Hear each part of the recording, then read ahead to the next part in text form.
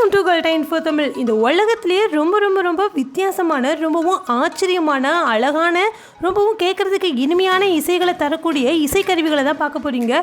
இந்த வீடியோ ரொம்பவே இன்ட்ரெஸ்டிங்காக இருக்கும், அதனால் ஸ்கிப் பண்ணாமல் முழுசாக பாருங்கள்.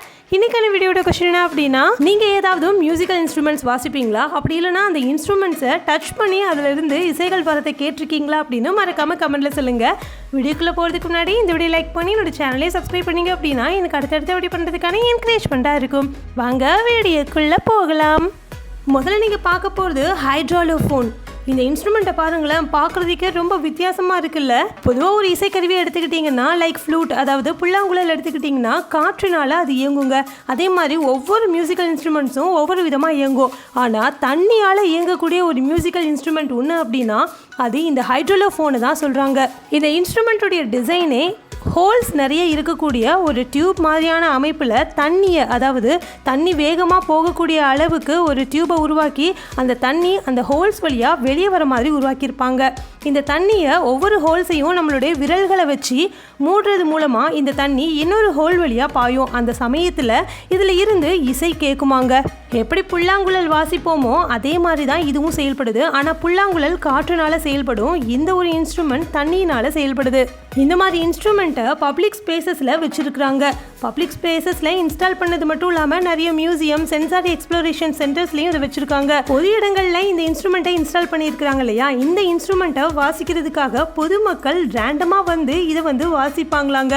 இதனால் இவங்களுக்கு ரொம்பவும் என்டர்டெய்னிங்காகவும் இருக்கும். அதே சமயத்தில் வித்தியாசமான இன்ஸ்ட்ருமெண்ட்டாக இருக்குது அப்படின்னு இதை பார்த்தா ஆச்சரியப்பட்டுட்டும் போவாங்க. இந்த இன்ஸ்ட்ருமெண்ட்டை ஆப்ரேட் பண்ணுறது என்னமோ ரொம்ப சிம்பிள் தான். ஆனால் இதில் இருந்து வரக்கூடிய இசை கேட்கறதுக்கு ரொம்பவே இனிமையாக இருக்குமாங்க. இந்த இசை இதுக்குள்ளே பாயக்கூடிய தண்ணியினுடைய ஸ்பீட், அதாவது அதனுடைய ப்ரெஷர், இது எல்லாத்தையும் பொறுத்து தான் இந்த இசை நமக்கு கேட்குமாங்க.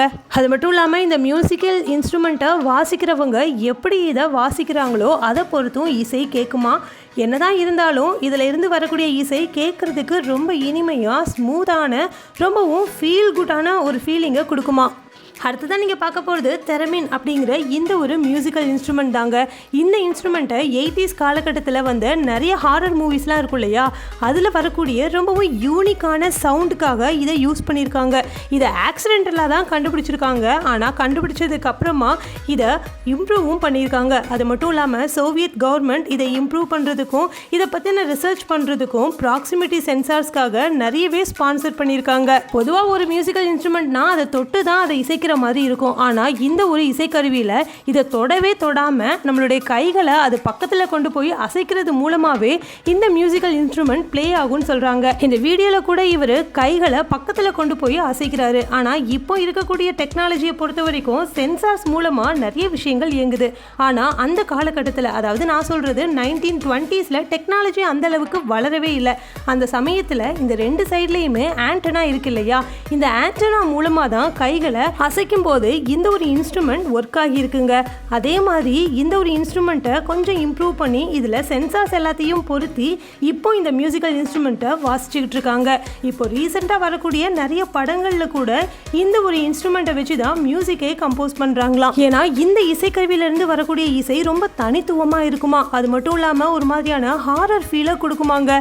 அதனால் நிறைய ஹாரர் படங்கள்லையும் நிறைய த்ரில்லிங்கான படங்கள்லையும் இதை யூஸ் பண்ணுறாங்க.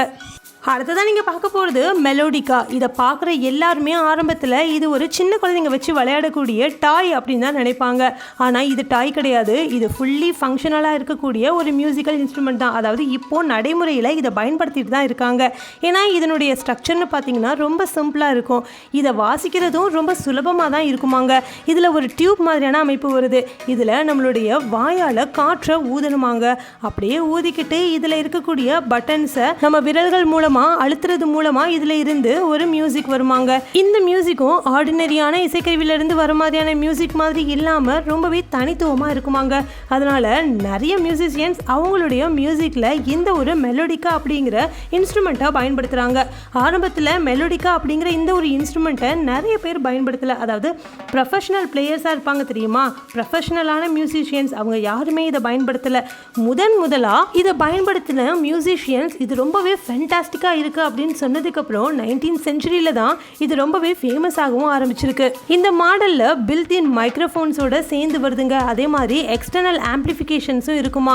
அதாவது ஏதாவது ஸ்டேஜ் பெர்ஃபார்மன்ஸ், ரெக்கார்டிங்ஸ் இதிலெல்லாம் இந்த மாதிரி மைக்ரோஃபோன்ஸையும் ஆம்பிளிஃபிகேஷன் ஆப்ஷன்ஸையும் யூஸ் பண்ணுவாங்க. முக்கியமாக கிளாசிக்கல் மியூசிக்கை இசைக்கிறதுக்காக தான் இந்த மாதிரி ஒரு இன்ஸ்ட்ருமெண்ட்டையே கண்டுபிடிச்சிருக்காங்க. நம்மளுடைய வாய் வழியாக நம்மளுடைய காற்றை ஊதும்போது நம்மளுடைய காற்றினுடைய ப்ரெஷர் மூலமாக தான் இந்த ஒரு மியூசிக்கல் இன்ஸ்ட்ருமெண்ட்டே ஒர்க் ஆகுமாங்க. இந்த ப்ரெஷர் ரொம்ப அதிகமாக இருந்ததுன்னா அதுக்கேற்ற மாதிரியும் இந்த மியூசிக்கல் இன்ஸ்ட்ருமெண்ட் அதனுடைய சத்தத்தை எழுப்புமா. மெலோடிக்கா அப்படிங்கிற இந்த ஒரு இன்ஸ்ட்ருமெண்ட் ரொம்பவே சிம்பிளான டிசைனில் இருக்கிறதுனால யார் வேணாலும் இதை ஈஸியாக கற்றுக்க முடியுமாங்க. அடுத்ததான் நீங்கள் பார்க்க போகிறது ZRC ஆர்கன். இது மனுஷங்க வாசிக்கிற இசைக்கருவி கிடையாது, கடல் அலைகள் வாசிக்கக்கூடிய இசைக்கருவின்னு சொன்னால் உங்களால் நம்ப முடியுதா? உலகத்தில் ஒரு சில கோஸ்டல் ஏரியா, அதாவது கடற்கரை பகுதிகளில் மட்டும்தான் இந்த மாதிரியான ஒரு ஆர்கன் இருக்காங்க. கடற்கரை ஓரங்களில் கட்டப்பட்டிருக்கக்கூடிய மார்பிள் ஸ்டேர்கேஸ்க்கு உள்ளே வச்சு தான் இந்த மாதிரியான ஒரு ஆர்கனை வடிவமைச்சிருக்காங்க. இதை முதலாக வடிவமைச்சது யார் அப்படின்னா ஆர்கிடெக்டான நிக்கோலா பேசிக் தான். அவருடைய ப்ராஜெக்ட் எங்கே இருந்தது அப்படின்னா ஒரு கடற்கரையை ரீடிசைன் பண்ணணும் அப்படின்ற ப்ராஜெக்டில் தான் இவர் இந்த மாதிரி வித்தியாசமாக அவருடைய ஐடியாவை புகுத்தியிருக்காரு. அதில் தான் இந்த மாதிரியான ஒரு ஆர்கனை வச்சு உருவாக்குனதுனால இந்த இடம் ஓப்பன் பண்ணதுக்கு அப்புறமா பொதுமக்கள் பார்வைக்கும் விடப்பட்டுச்சு. அந்த சமயத்தில் கடல் அலைகள்னால இந்த மியூசிக்கல் இன்ஸ்ட்ருமெண்ட் தன்னாலேயே ப்ளே ஆகி இதில் இருந்து சத்தம் கேட்க ஆரம்பிச்சிருக்கு.